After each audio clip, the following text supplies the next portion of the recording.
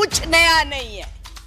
वही उज्ज्वला है, वही दीनदयाल है, और वही पे जो है मिशन की बातें हो रही हैं। बेरोजगारी की कोई बात नहीं है, महंगाई की कोई बात नहीं है, क्योंकि इनको उसकी चिंता ही नहीं है। ये नौजवानों के लिए कुछ करना ही नहीं चाहते। आज विद्यार्थी जो पूरे देश में झंडा लेके खड़े हैं, उनको अपने भविष्य का फिक्र है कि हम डिग्री तो ले लेंगे पर नौकरियां कहां से लाएंगे, क्योंकि इस अभिभाषण में उसका कोई जिक्र ही नहीं है। अरे आज यहाँ बैठे हुए हो, हवाई जहाजों में चलते हो और उनमें चलते हो, किसने दिए, किसने बनाए? आज स्कूल, कॉलेज, यूनिवर्सिटी किसने बनाए? IIT किसने बनाई? MMT किसने बनाई? जिसमें आज आप दिखाई दे रहे हो। क्या किया है 6 साल में? केवल भारत को तोड़ने की कोशिश की है, भारत को बांटने की कोशिश की है और कुछ नहीं किया है। बैठ जाइए, बैठो, चुप करके बैठो, सुनो। मैडम प्लीज आप चेयर को एड्रेस करें मैडम प्लीज। इस तरह की भाषा एक भी जब तक हमारी सरकारें थी, किसी की हिम्मत नहीं पड़ती थी हमारे देश की तरफ देख ले।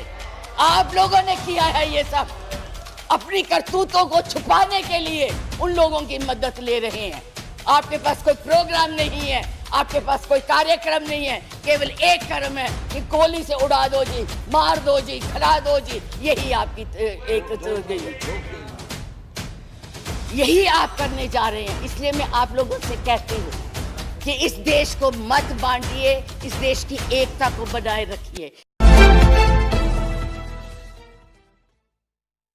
श्रीमती विप्लव ठाकुर जी।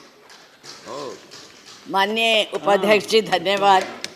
मैं ये राष्ट्रपति के अभिभाषण पर धन्यवाद प्रस्ताव के लिए खड़ी हुई हूँ, पर मुझे समझ नहीं आ रहा कि मैं धन्यवाद किस बात का करूं, कहां से शुरू करूं। मुझे लगता है, आप अब चुप रहिए, मुझे लगता है बैठकर इंटरवेन न करें आप। मुझे लगता है कि एक कुशल गृहिणी अपना ट्रंक उसको पेंट करके अपनी पुरानी चीजें उसमें डाल देती है। यही इस अभिभाषण में है। भील जाति के लोगों ने, एक भील जाति के लोगों ने महाराणा प्रताप का साथ दिया था, कहां थे तब? आज बात करते हैं देश को आजाद कराने के लिए अहिंसा का पाठ पढ़ाया। आप क्या जाने अहिंसा, जो लाठी लेके तो ट्रेनिंग देते हैं, आज लाठी की जगह बंदूक और रिवॉल्वर आ गए हैं। और हमने सिखाया आपको अहिंसा, आपने सिखाया है जनता को हिंसा, नफरत। पर बोले, इधर बोले, और चेयर को एड्रेस करें प्लीज। आप चेयर को एड्रेस करें। और आज तो मैं उपाध्यक्ष जी देशद्रोही की भी परिभाषा पूछना चाहती। क्या है देशद्रोही की परिभाषा? किसको देशद्रोही कहते हैं?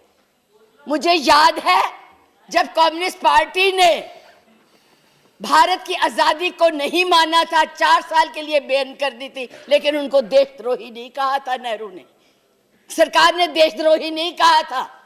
पंडित नेहरू के खिलाफ लोकसभा में वाजपेयी जी बोलते थे, उनको देशद्रोही नहीं कहा था। आज कोई भी आपके प्रधानमंत्री के खिलाफ, आपके गृह मंत्री के खिलाफ, उनकी नीतियों के खिलाफ बोले, वो देशद्रोही हो गया है। उनको जेल में डाल दो, उनको पकड़ लो। 6 साल के बच्चों को भी नहीं आप तो छोड़ रहे। आप क्या करेंगे? आपके पास ना तो कोई कार्यक्रम है, ना आपके पास भारत के लिए कोई नया सोच है, कुछ नहीं है। केवल एक सोच है कि कैसे इस देश को तोड़ा जाए। 70 साल में उपाध्यक्ष जी हमने पाकिस्तान का इतना नाम नहीं लिया था जितना ये 6 सालों में ले रहे हैं।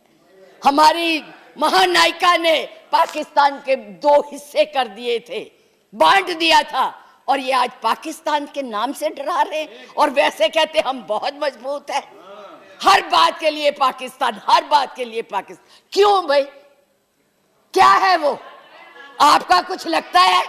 हाँ, जरूर लाहौर में जरूर बिरयानी खाने गए थे, कांग्रेस नहीं खिलाती, बिना बुलाए गए थे। और आज बात करते हैं,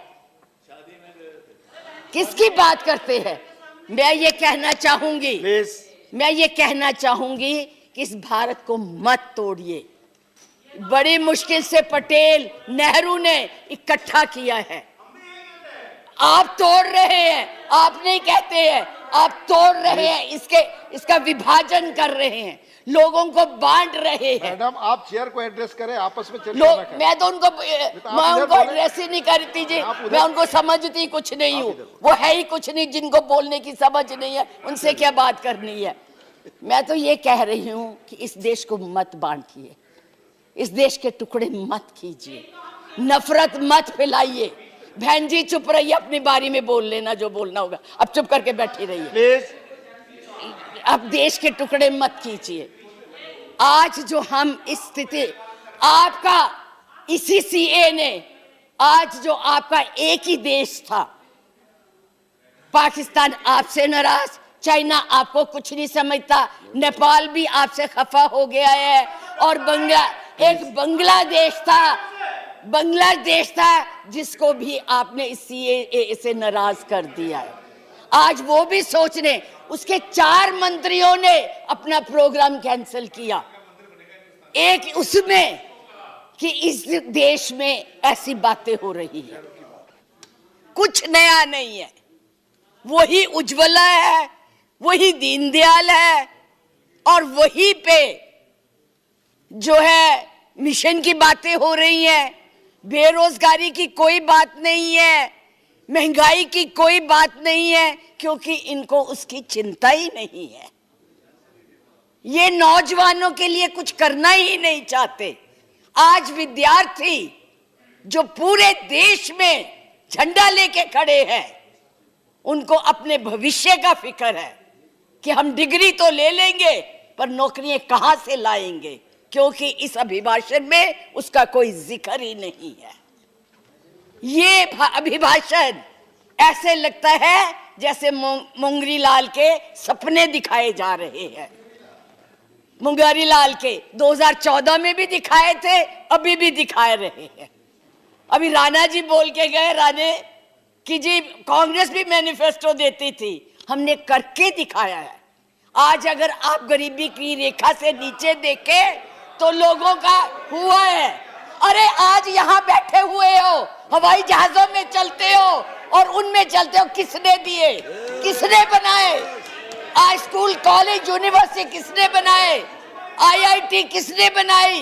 एमएमटी किसने बनाई? जिसमें आज आप दिखाई दे रहे हो। क्या किया है 6 साल में?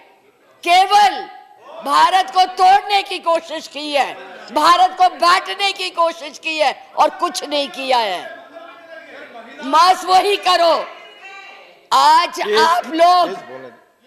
आप लोग इस देश को इस तरह से बांटना चाहते हैं। कुछ नहीं है, ना महिलाओं के लिए है। आज पूरी महिलाएं जो है इस चिंता में है कि हमारा भविष्य ठीक है, हम सुरक्षित है, वहां उनको कुछ दिया नहीं जा रहा। और मैं ये कहना चाहूंगी कि मैं पूछना चाहती हूं, क्योंकि आप बहुत इतिहास के बखेर हुए हैं, मोहम्मद गौरी को किसने बुलाया था? किसने कहा था दिल्ली में आंख बंद करने के लिए? कौन जयचंद था?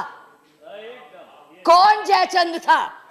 महाराणा प्रताप जब हल्दी की घाटी में लड़ रहे थे, किस राजा ने उसकी मदद की अकबर के खिलाफ में? बैठ जाइए, बैठो, चुप करके बैठो। सुनो मैडम प्लीज, आप चेयर को एड्रेस करें मैडम प्लीज। इस तरह की भाषा ये एक भी इतना ज्यादा आप कहते हैं कि यूरोपियन यूनियन को हक नहीं है बोलने का, प्रस्ताव लाने का, तो उनके एमपी क्यों ले आए थे? उनको कश्मीर क्यों ले गए थे? आपने खुद उनको इनवाइट किया है, आपने खुद इसको इंटरनेशनल बनाया है, आपने खुद इनको, दूसरे लोगों को इसके ऊपर दखल देने के लिए बुलाया है। और उन्हें नहीं बुलाया जब तक हमारी सरकारें थी, किसी की हिम्मत नहीं पड़ती थी हमारे देश की तरफ देख ले।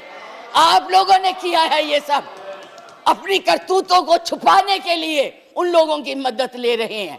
आपके पास कोई प्रोग्राम नहीं है, आपके पास कोई कार्यक्रम नहीं है, केवल एक कर्म है कि गोली से उड़ा दो जी, मार दो जी, खिला दो जी, यही आपकी यही आप करने जा रहे हैं। इसलिए मैं आप लोगों से कहती हूं कि इस देश को मत बांटिए, इस देश की एकता को बनाए रखिए। इस देश में जो भी यहाँ है, आज वो सदियों से रह रहे हैं, अभी नहीं आए हैं। अब पाकिस्तान और बांग्लादेश, अरे भाई वो तो है ही इस्लामिक कंट्रीज, उनके बारे में क्या बोलना है? हम तो सेकुलर, हम तो धर्म को मानते हैं। किस धर्म की बात आप करते हैं? किस राम की बात करते हैं जिसने अपनी मर्यादा को रखने के लिए जनता की बातें सुनी थी? उस जनता की बात सुन के उसने सीता को वनवास भेज दिया, और आप लोग बात तक नहीं करना चाहते। किस राम राज्य की बात करते हैं? किसको पूजते हैं आप? मंदिर बनाइए, जरूर बनाइए, लेकिन उनके आदर्शों को भी मानिए, उनकी बताई हुई बातों को भी मानिए। सिर्फ केवल कहने से बात नहीं बनती है, ऊंचे ऊंचे भाषण देने से नहीं बात बनती है। इसलिए मैं यही कहूंगी कि इस देश को मत बांटिए, एक रहने दीजिए, ये नफरत मत फैलाइए। ये आपके लिए भी और हमारे लिए भी बहुत धन्यवाद।